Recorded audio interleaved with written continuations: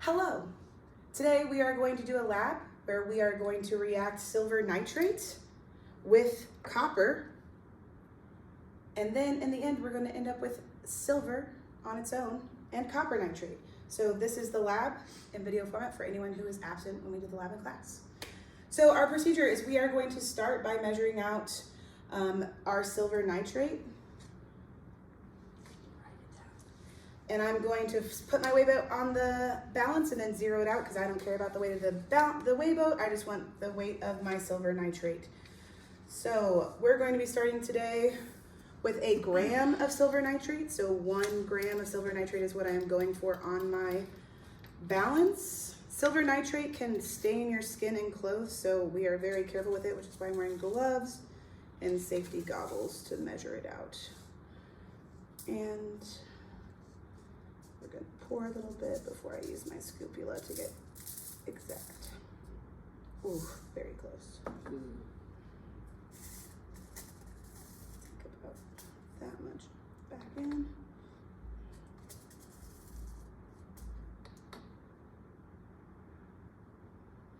We're going to be fine with that. So I'm starting with 1.05 grams of silver nitrate, so close to 1 gram,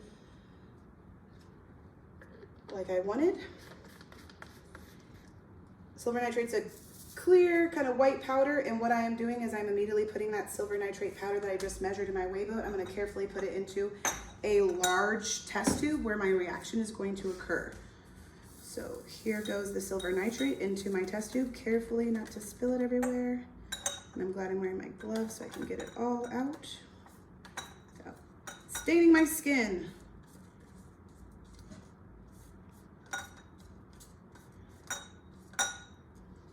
I got as much as I can, but there's a little bit of silver nitrate left on my weigh boat, and I'm pointing that out because sometimes error like that happens in chemistry, and it's important to notice where I'm leaving some matter behind.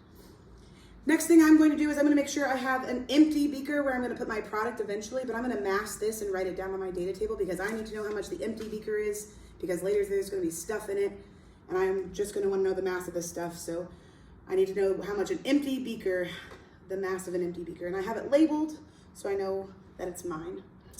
All right, my empty beaker weighs 50.97 grams. 50.97, and again, this is, I'm writing it down for future because that's later where my stuff is gonna go. All right, so back to my test tube. I've got my silver nitrate powder in the bottom. What I'm gonna do is I'm gonna add some distilled water or DI water to my test tube. Our procedure says about 30 to 40 milliliters, and I know kind of where that looks like just because I've done this lab before. So I'm gonna add some water to this. We will actually measure the water in the lab, but for my video, I just know I need a decent amount of water in my test tube, and I'm going to dissolve the silver nitrate by shaking it up a little bit, but carefully. Forever DI water. I should just have unscrewed the cap and poured from the top. Speed it up.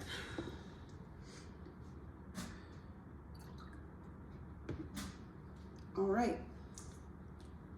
Plenty of water in here, and I'm just, again, giving it a gentle swirl to get my my silver nitrate dissolved.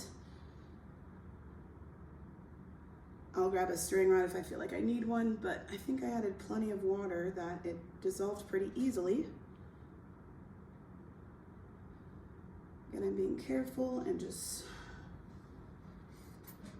making sure all of my powder is dissolved. I don't see any white powder left. It looks like I have just a clear, colorless liquid.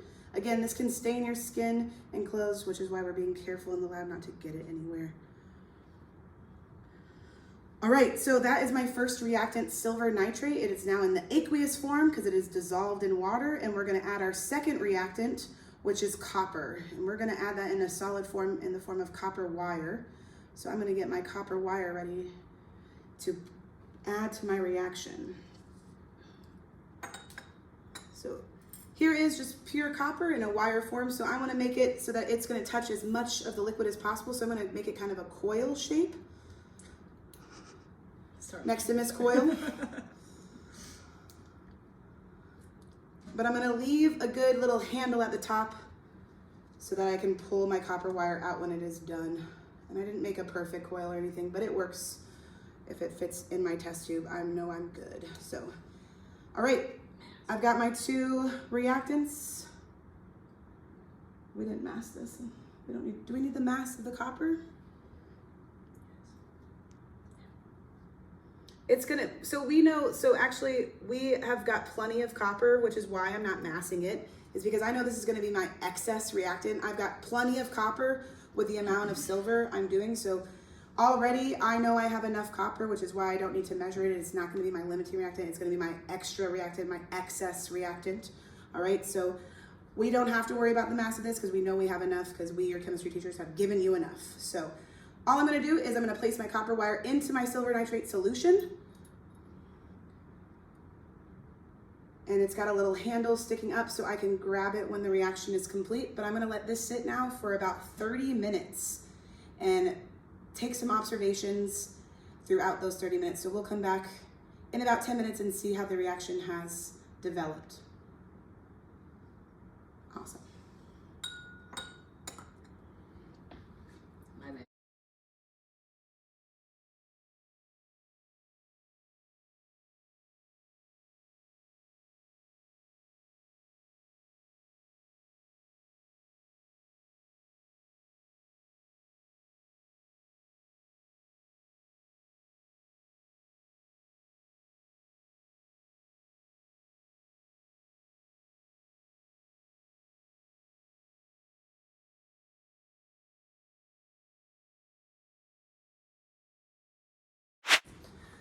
Okay, so it has been about 30 minutes of our reaction going, and you can see we have got some crystals that have built up on our copper wire. So our next step of this lab is I'm gonna shake off the crystals. I'm gonna gently kind of tap and swirl around my copper wire to get these crystals to fall to the bottom of my test tube. I'm trying to get all of them off because I'm a good chemist and I want to get as much of my yield as I possibly can get. So I'm trying to get everything off that wire. You will also notice the liquid, the aqueous solution has turned blue. That's because the copper from the copper wire has turned it blue. It has gone into solution. And then the silver that was from the silver nitrate that was originally in there went and became the silver that you see on the copper wire that Miss Mesfer is now shaking off. Awesome. So what I'm gonna do is I'm gonna pour my solution with my crystals into my empty beaker that I've already masked. And I'm gonna use a little DI water and rinse off my copper wire in there as well. So here goes my silver and solution into my beaker. Again, this beaker has been weighed. And then I'm going to, again, just use some DI water to make sure everything has gotten off my copper wire. There's a little bit of crystal there and I want to get all of it that I can. So I'm just using a little bit of DI water carefully to rinse off my copper wire with any silver that might have gotten stuck to it.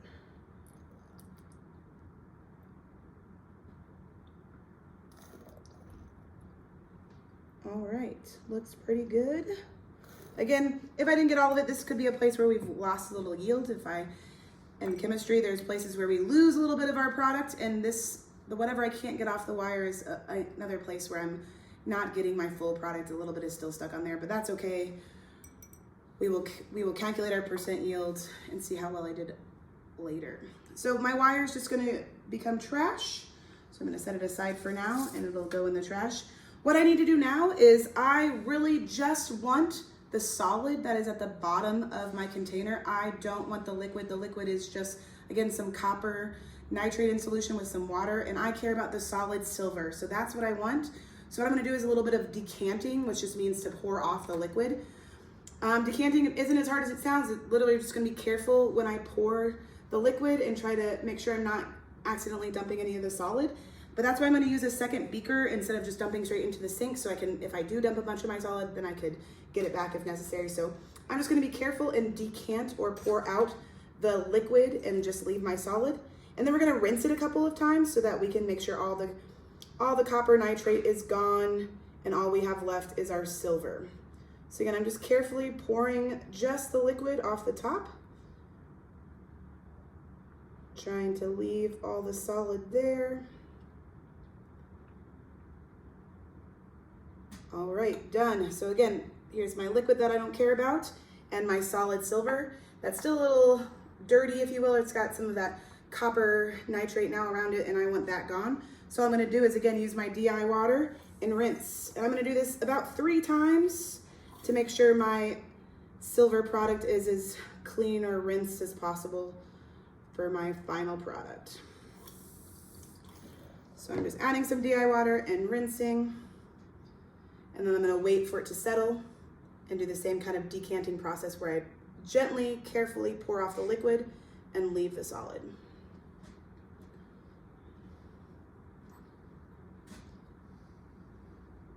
All right, decant.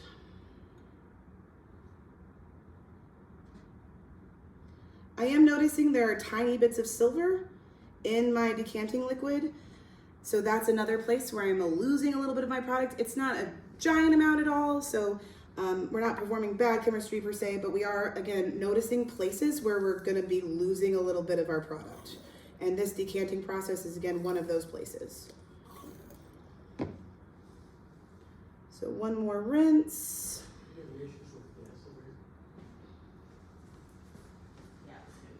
Waiting for it to settle a bit. Yeah. So right now, Then decant.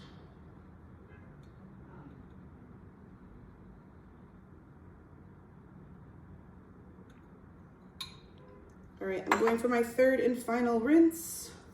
Again, regular DI water, not tap water. Tap water would muddy up this whole situation because tap water has lots of other stuff besides water in it, and DI water is just water, H2O, pure H2O. So swirling around, cleaning off my silver, letting it settle. On this last one, I'll wait a good 30 seconds, make sure I get it all my silver down to the bottom before I pour off my liquid. Got to be patient in chemistry so we get the best yield possible. But again, it's okay if we're losing just a little bit of product here and now in our reaction, as long as we're accounting for it. We're noting in our process, in our notes on our lab, where there's a couple places where we could lose some product. All right, got a good settle there. So I'm, again, final decant.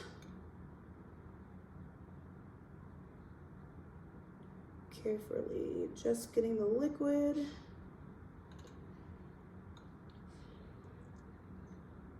One more. There we go. All right.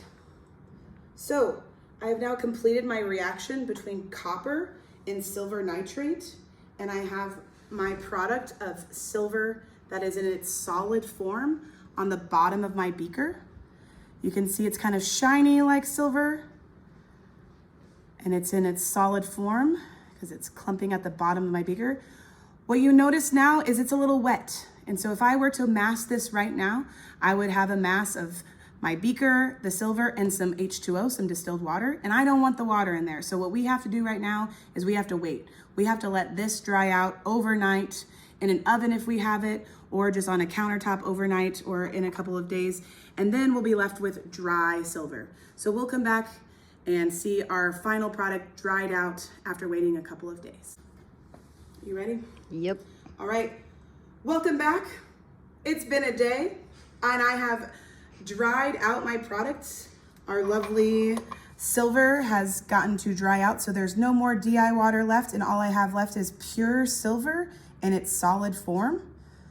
And what I need to do to finish this reaction is I need to mass how much silver I made so I can do my calculations to find out how much I lost, my percent yield,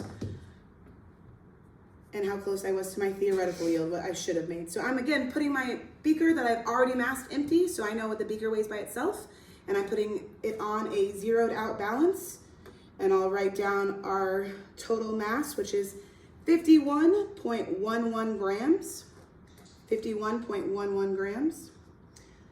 So we knew how much the beaker was empty, so we just need to do a little subtraction to figure out how much mass of just the silver I have left. And that would be 0.14 grams. So I made 0.14 grams of silver, solid silver. Again, I probably lost a little silver in a few processes throughout the reaction, including when I was decanting, including when we were rinsing the copper wire. I left a little silver maybe there. And finally, we lost a little bit just to start because there was some stuck on my weigh boat. So there are many places throughout this lab where I minimize my chance for getting more silver based on how I perform this reaction. So just a reminder, in chemistry, that happens. It's okay, but we need to account for it. And that's why we'll usually never have 100% yield, right? Because we're humans and we make small human errors. So I'm excited to do the calculations and see what my percent yield was for this reaction today, and I hope you have fun doing yours.